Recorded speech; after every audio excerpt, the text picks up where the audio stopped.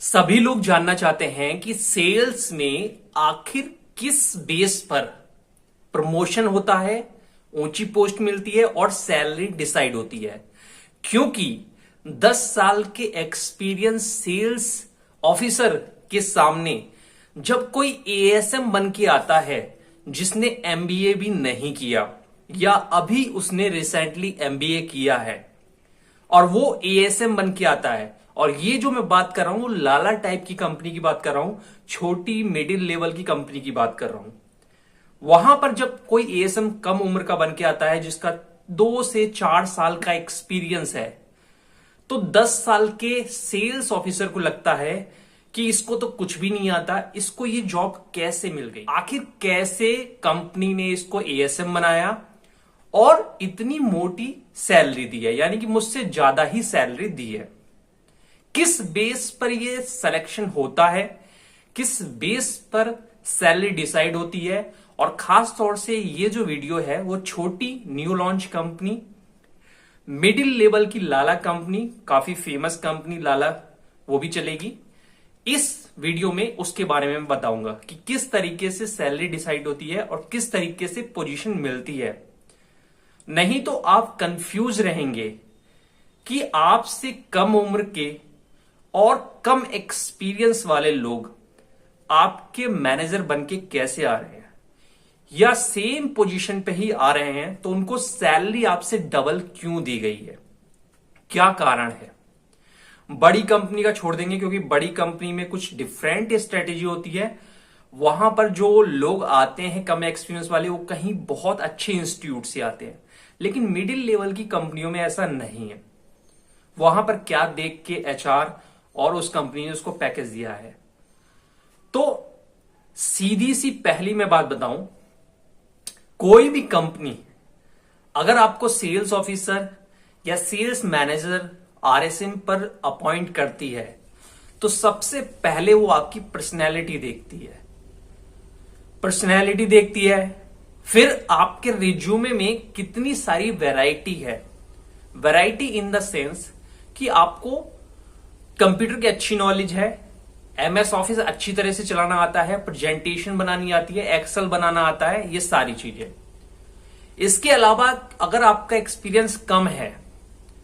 तो आपने कितनी डिफरेंट कंपनियों में काम किया है, डिफरेंट प्रोडक्ट को हैंडल किया है और किस तरीके से सेल्स करते थे, मार्केटिंग स्ट्रेटेजी आपकी क्या थी, किस तरीके से आपने वहां पर सेल को बढ़ाया, ये चीज भी देखते हैं। और वो अपने आपके अंदर,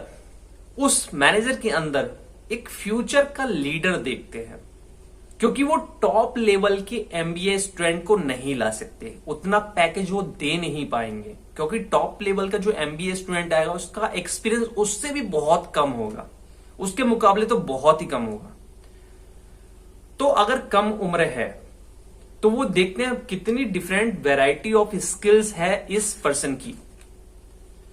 इसलिए भी ज्यादा सैलरी मिलती है, इसलिए भी अच्छी पोजीशन मिल जाती है छोटी मिडिल कंपनी और लाला टाइप की कंपनी में।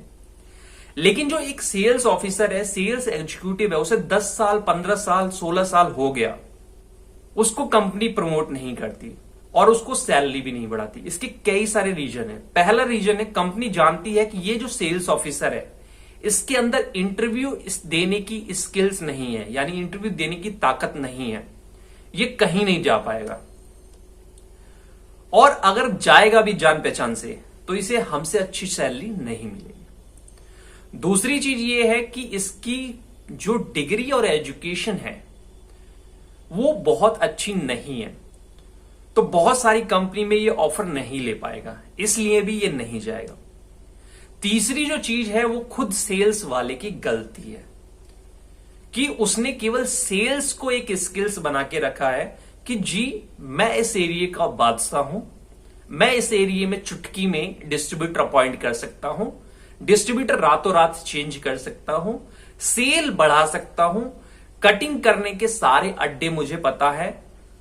माल को कैसे अपनी टेरिटरी से बाहर भेजना है, किसके थ्रू भेजना है, ये सारी डिटेल्स है और सारे लोगों से बहुत अच्छा कनेक्शन है। उसने सेल्स पर केवल फोकस किया है। लेकिन मैंने अपनी कई सारी वीडियो में और इस शुरू से जब से ये चैनल बना है तब से मैं बता रहा हूं कि सेल्स मैनेजर बनने के लिए केवल सेल्स आना जरूरी नहीं है। सेल्स आने के अलावा 9 और स्किल्स आपको आनी चाहिए,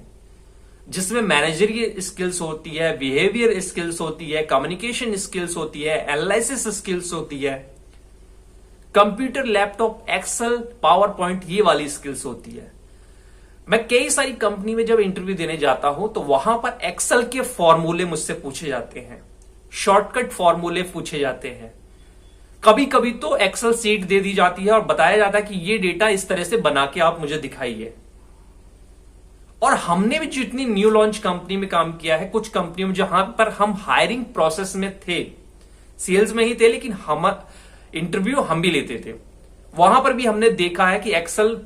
शीट दे दी जाती है, लैपटॉप दे दिया जाता है और उस पर उसको सेल्स रिपोर्ट बना के दिखानी होती है एक्सेल में, और उससे जुड़े हुए क्वेश्चन पूछे जाते हैं। तो एक सेल्स मैनेजर बनने के लिए, सैलरी बढ़ाने के लिए, सेल्स में केवल सेल्स आना जरूरी नहीं है, मैं यही बताता हूं। और फिर जब ये सारी चीजें आती हैं तो आप किसी के गुलाम नहीं रहते कि कोई आपको बुलाएगा दूसरी कंपनी में, प्रमोशन दिलवाएगा तभी आप जाएंगे। जब ये सारी चीजें आपको आती हैं तो आप ओपनली इंटरव्यू देते हैं अच्छी कंपनियों के लिए, अच्छी पोस्ट के लिए, और रिस्क लेते हैं, रिस्क का भी रिवार्ड मिलता है। तो ये सारी क्वालिटी होती हैं जो आप कहते हैं कि इस मैनेजर में कोई क्वालिटी नहीं है, 2 साल के एक्सपीरियंस, इसको तो पता भी नहीं है रिटेलर से कैसे बात करनी है, डिस्ट्रीब्यूटर से कैसे बात करनी है, कटिंग क्या होती है, इसको तो कैलकुलेटर चलाना नहीं आता। ये सारी चीजें आप कहते हैं ना, क्योंकि उसको 4 चीजें कम आती हैं जो आपने बताई, लेकिन उससे 24 चीजें वो आती हैं जो कंपनी को चाहिए। एक मैनेजर में, एक फ्यूचर के सीईओ में आप वो चीज नहीं देख पाते, क्योंकि आपका दिमाग केवल इसी इर्द गिर्द में घूमता है, सेल्स के इर्द गिर्द में। सेल्स तो एक स्किल्स है, इसके अलावा क्या है वो आपको सोचना है और उस चीज पर काम करना आज से ही स्टार्ट कर दीजिए। मैं बता रहा हूं 6 महीने के अंदर बहुत अच्छा रिजल्ट आपको मिलेगा।